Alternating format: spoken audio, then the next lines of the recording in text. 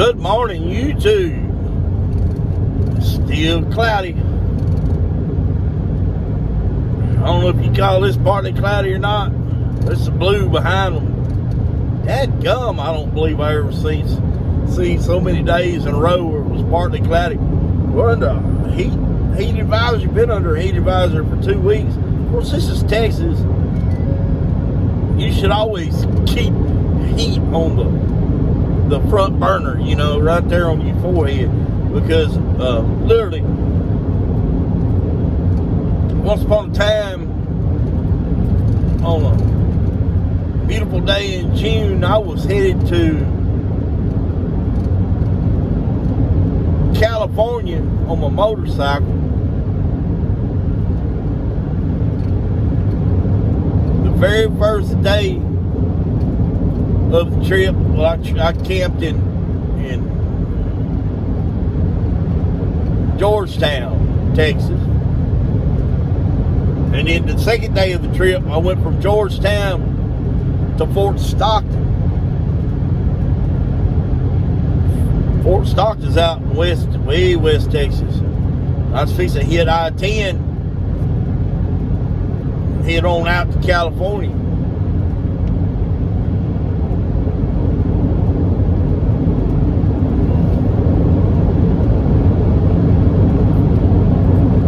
That night, I was sitting in my hotel room. It was so hot, I had to have a hotel room. There was no way. It was just incredibly hot. And then I got the hotel room, and it was hot, hotter. I don't think it ever cooled off in that room. Oh, it's terrible. The next morning, sometime that night, it was that night when I went in to take a shower. You know, I'm rubbing down, scrubbing down, just like I always do. The skin on my forehead slipped. Left a spot about that big around this meat. See meat. Like, oh, crap. Kind of inexperienced. Well, I was inexperienced. But I realized real quick why bikers wear bandanas around their head. There's a reason. It ain't because it's cool or you look like a biker. Just keep that sun off your forehead. The cap just blows off. So anyway, next morning I get up, I got this big old sore spot on my head. It's like, oh man, this ain't nothing nice. What am I gonna do? Call my mama? Whine to my mama? Ooh, I got 3rd-degree sunburn on my forehead. No! I went to Walmart. I went to Luggin. Oh, I found me some bandanas. I wouldn't buy no red or blue bandanas because the Crips and the Bloods was at war back then. So, they still might be, I don't know. But anyway, dude, I come across this, the most awesome red, green, yellow, tie-dyed bandana. Oh, it was awesome. And it was a big bandana. It wasn't one of them small ones. So I wrapped this sucker around my forehead and off I go. Something clicked in me. I guess I seen a sign or something. I decided to take a detour to Carlsbad Caverns. And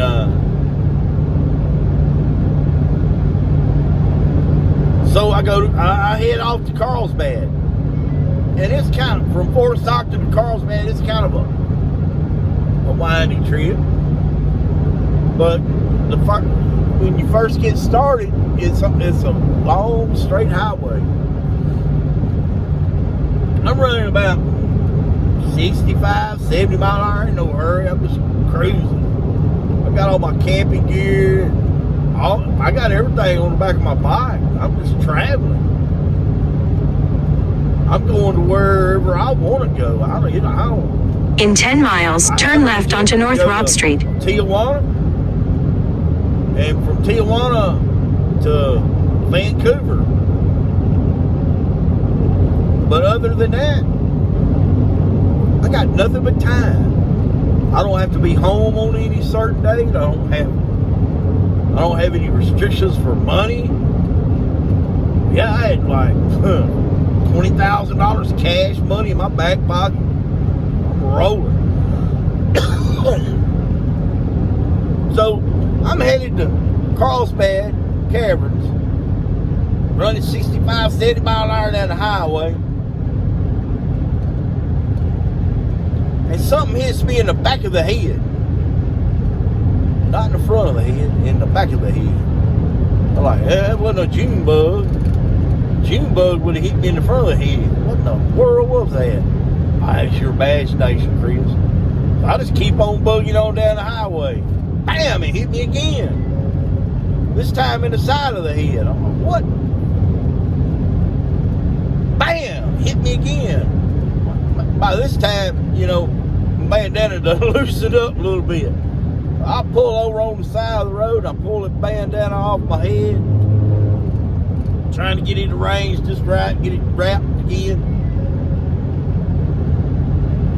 And a hummingbird flies around me. I'm like, what the hell? Forgive my language. This hummingbird flies around and flies up to that bandana. And it's like, holy smokes. So I start swatting this thing away. But it wasn't just one. It was 3 or 4. Now, you tell me how fast a hummingbird can fly. I was running 75 miles an hour down the highway. And a hummingbird hits me in the back of the head hard enough that I can feel it. And it wasn't hard enough to leave a knot on my head, but it was plenty hard. I knew that I had been hit by something. How fast does that hummingbird fly? 80? I mean, for real. That happened. Anyway, so, I mean, yeah, whenever you walk out the door in the morning time in Texas, you better be ready for the heat advisory.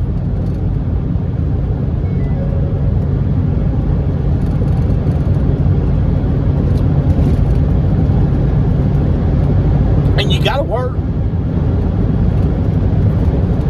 And the only people that can make up their own hours to work are people that work for themselves. Golly. So, anyway, I know y'all are sick of my little rant, my little stories, but we're going over here today to take a look at a jet ski. I think it's a Sea-Doo. I can't remember what it is. Me and the gentleman talked for a good long time about it. And the best I can remember, he told me that it would turn over, but it wouldn't run. It would crank. Most likely it's going to be a carbureted issue.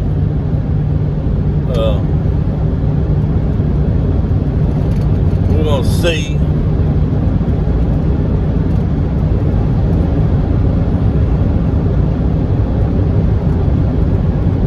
So, we're going to hook this man up. He's from Houston. He's got a place on the lake. I've never met the man. We talked on the phone. We set up an appointment. I'm going over there. His neighbors are not going to be there, but they're being notified to be expecting me to be around the house today, so they don't call the sheriff's department on me. It's all cool. I've got all the text messages from the gentleman. If the sheriff's department shows up, I'll open up my phone. I'll give them his phone. I'll let them use my phone to call his phone number, and they can see all the texting and phone calls that we've made to each other. And plus, my truck is marked up. I'm wearing a uniform. I don't have nothing to worry about. I'm going over to work. I'm going over to make me a living. So we're going to take care of that. And well, there's 2 ways that they can pay me. I may drive over there Friday and pick up a check, but I doubt it because I've got a lot on my plate Friday. I've got to go to Lufkin. My son's getting married on Saturday. I got to go to Lufkin early Friday and pick up my clothes and then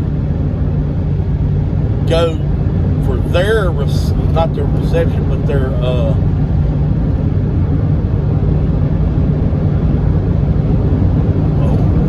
rehearsal.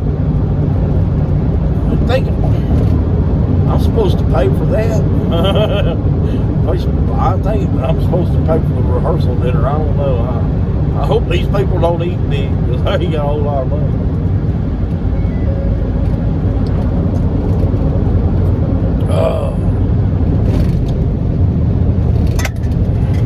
So yes, I'm going to be busy Friday. So I'm probably going to tell him, like I tell a lot of my customers that are out of towners, send me a check in the mail. Now, it sucks because it takes a week for the check to come in. As long as it comes in and it's not, I don't have to wait on it like 14, 15 days, I'm good. It usually takes about a week to get a check from Houston.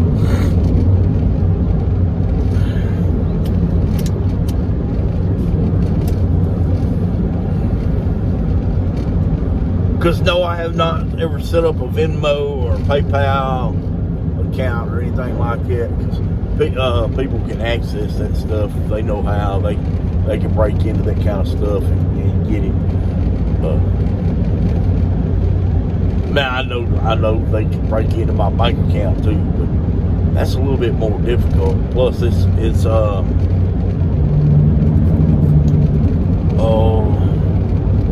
protected by the federal government. I don't know about the rest of that stuff. I may set up something like that in the future.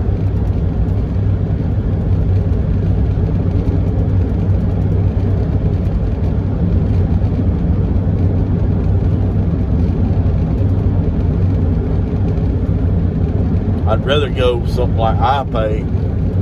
They just pay me through a texting app. But sometimes bills are rather expensive.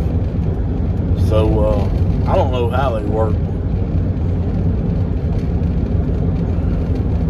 I guess I should look that kind of stuff up. But as long as people don't mind sending me checks in the mail, I don't mind taking them.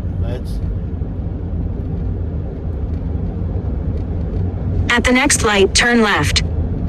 I know there's been a couple weeks that I didn't get paychecks because I was waiting for a check in the mail.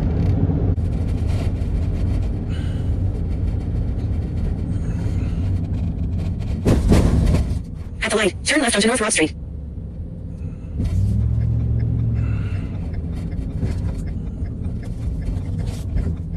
Hey, Mom said, in 7 miles, turn left onto FM 980.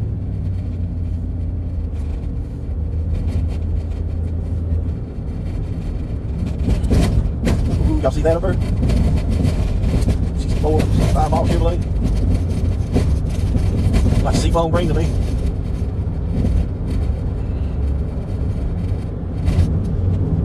Yep.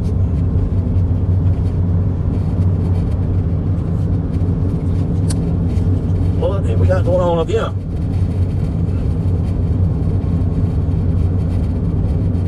Buzz beat the cat.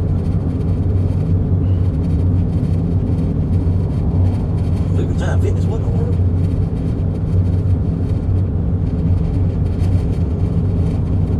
Now hired steel fabricator.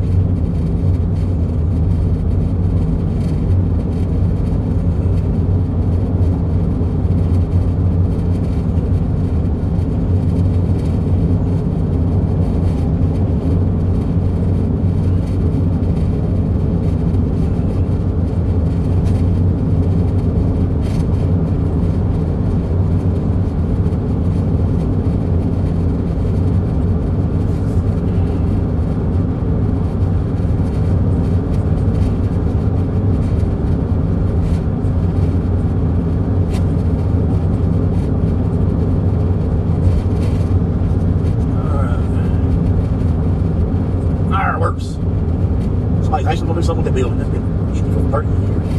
That one's been empty longer.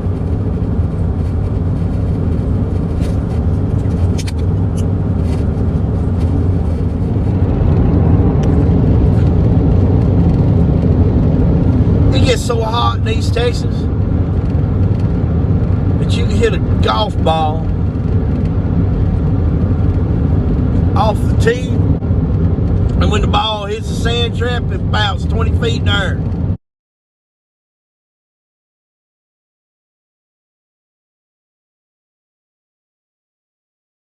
No, no, no, no, no, no.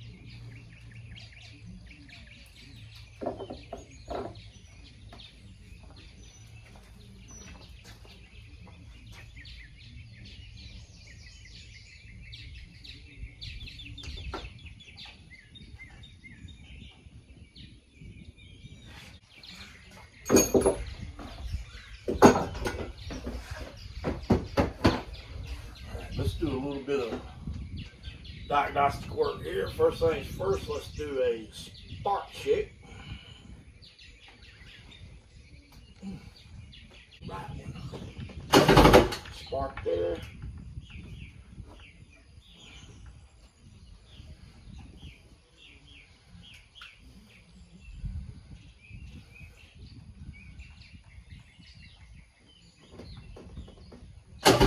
Spark there.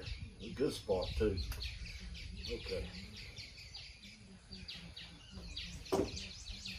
So from there, let's do a compression check.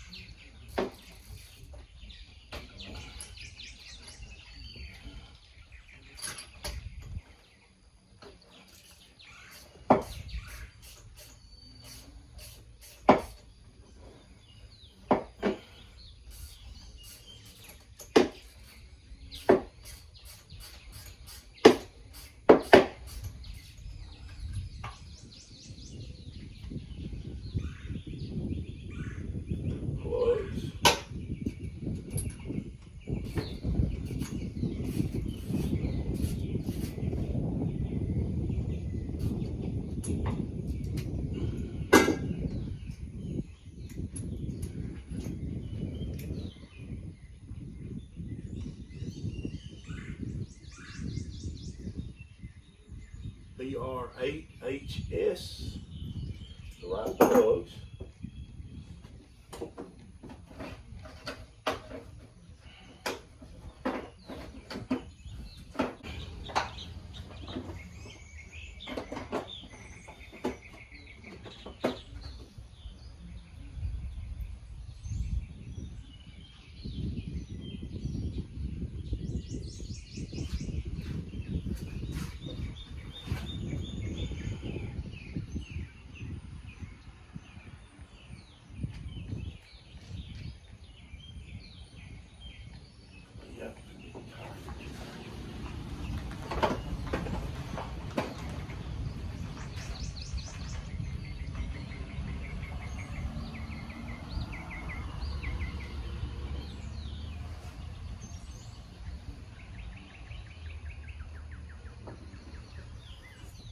Number one cylinder is the front cylinder.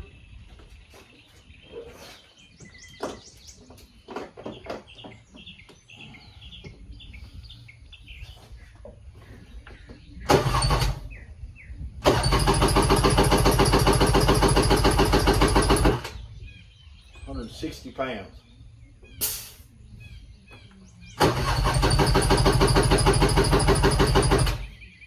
155, 150.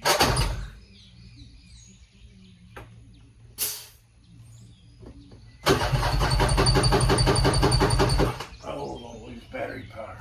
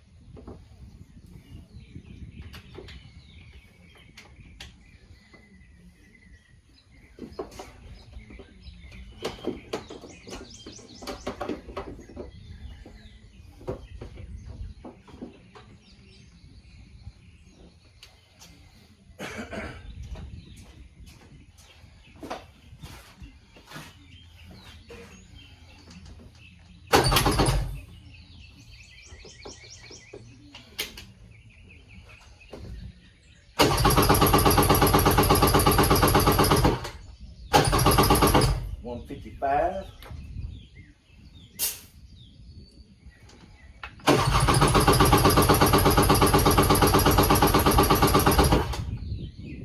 $155. So we're all in good range here.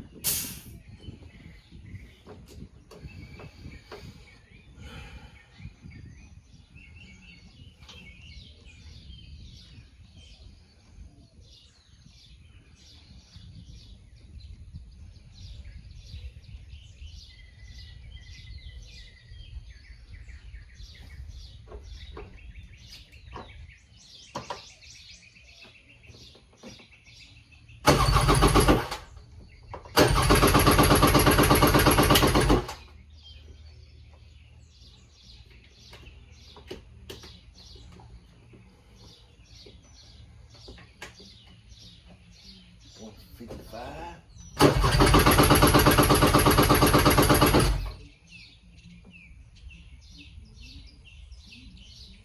Oh, let's see.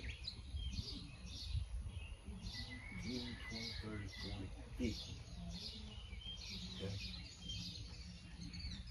So that was 165 on the front cylinder. Okay.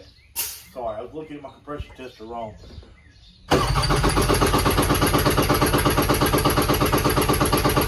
65.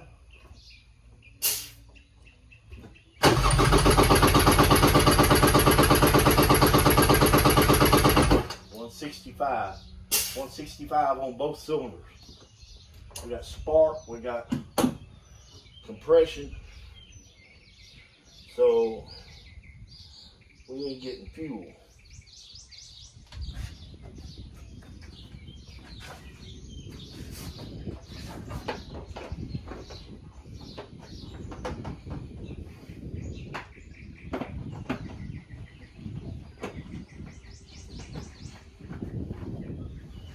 I had a gentleman the other day commented on his YouTube page that he should have done a compression test on his Harley the other day that he was working on before he started.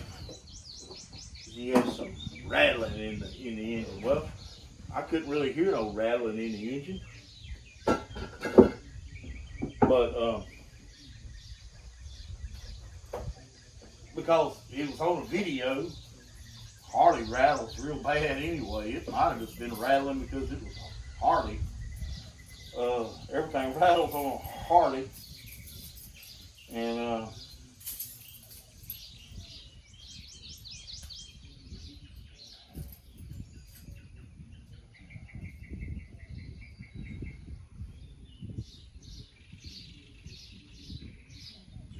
okay, set those at 36.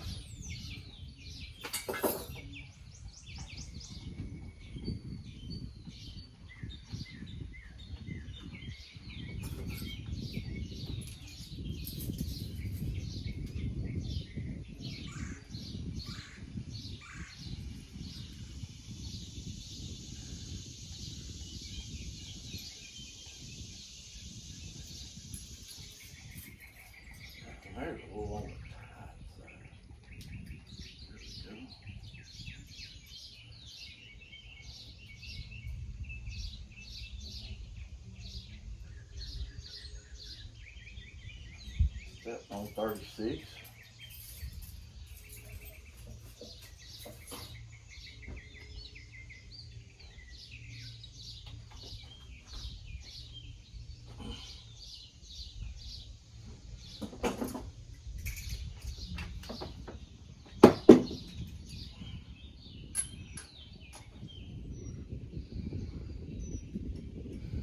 Yeah, and I said, well, you should have do a compression test on it.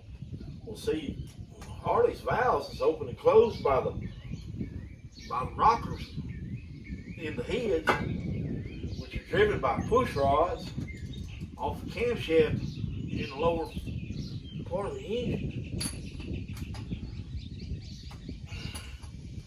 Get a loose valve, it will certainly rattle and tick.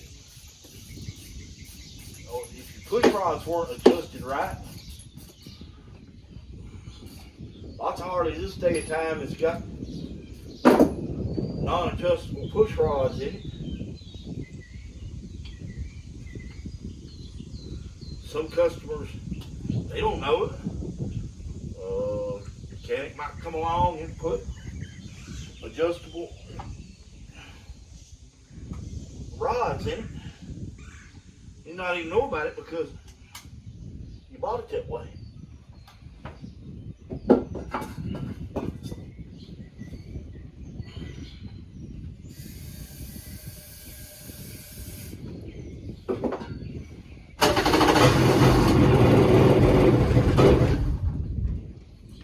Okay, so we got fuel issues.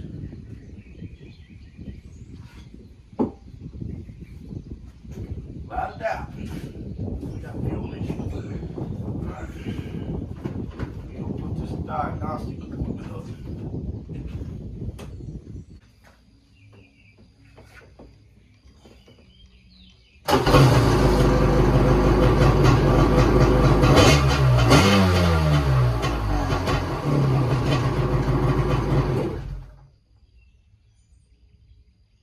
Well,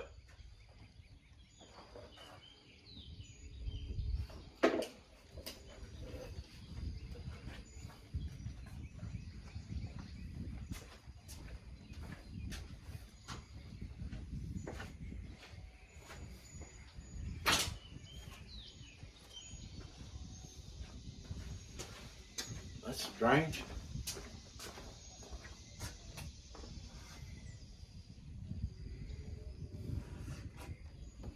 Alright, I gotta find a water hose.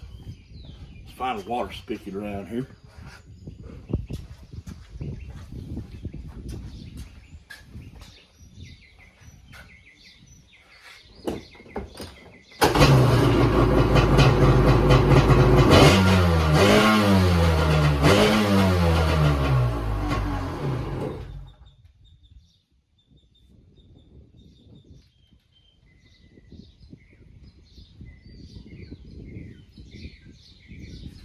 Well, this thing has never been rigged with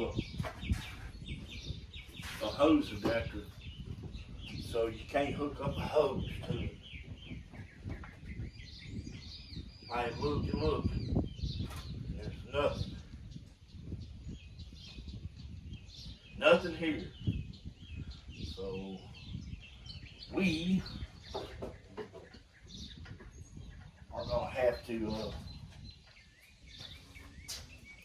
put this in the water and see if it'll run.